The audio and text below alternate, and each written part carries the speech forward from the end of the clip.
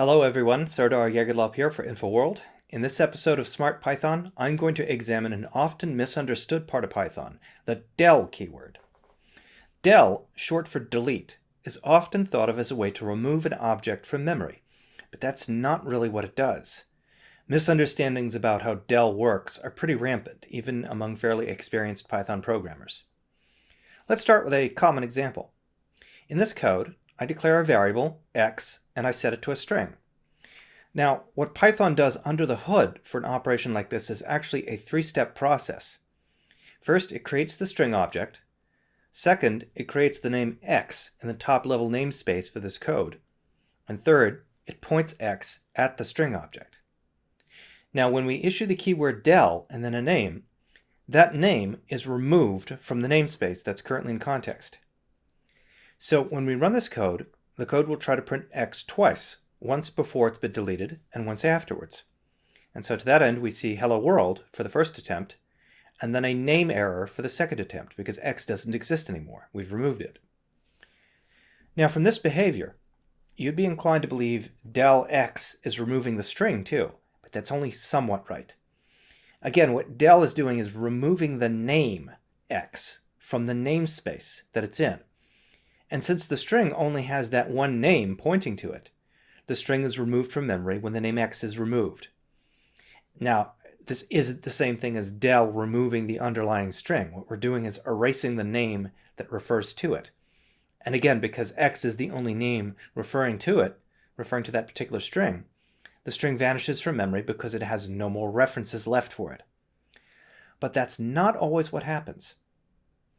To illustrate this, here's a modified example. I have two variables, x and y. X we set to the string as before, and y we set to x. In other words, both x and y are now pointing at the same string object. So first we delete x, and then we try to print y and then x again. Now if we run this code, you'll notice both x and y have the same ID. They both point to the same string object in memory. And what's more, y still shows us the string object, even though x has been deleted, and attempting to access it will give us this error. But deleting x did not delete the string, because we still have at least one other thing still pointing to it, which is y. If we deleted both x and y, then all the references to that string would vanish, and that string would be reclaimed from memory completely. So the main reason that we use del is to remove a name from a namespace.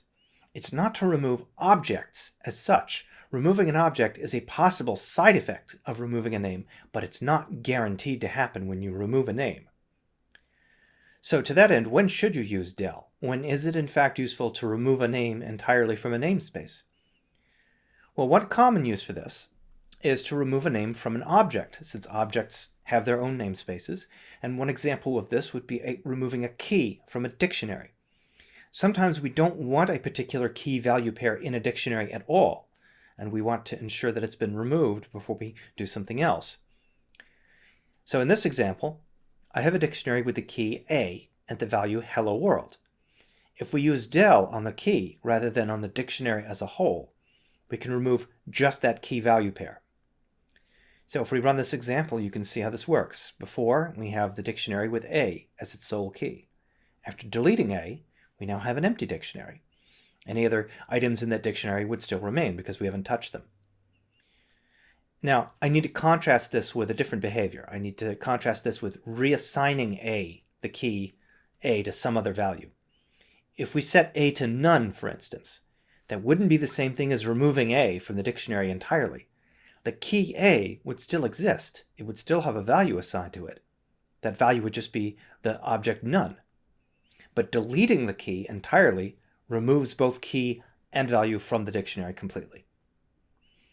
So to sum up, the del keyword in Python is used to remove a name from a namespace. It doesn't necessarily delete the object pointed to by that name, unless the deleted name happens to be the last reference to that object. So to that end, it's most useful when you want to completely remove a name, rather than just assigning it to something else. And one common scenario for that is when you are removing something from an object, such as a key from a dictionary, or you might want a given key to be removed entirely rather than just reassigned to something else. So that's it for this video. If you liked it, please leave a comment below. Don't forget to subscribe to the Tech Talk channel on YouTube.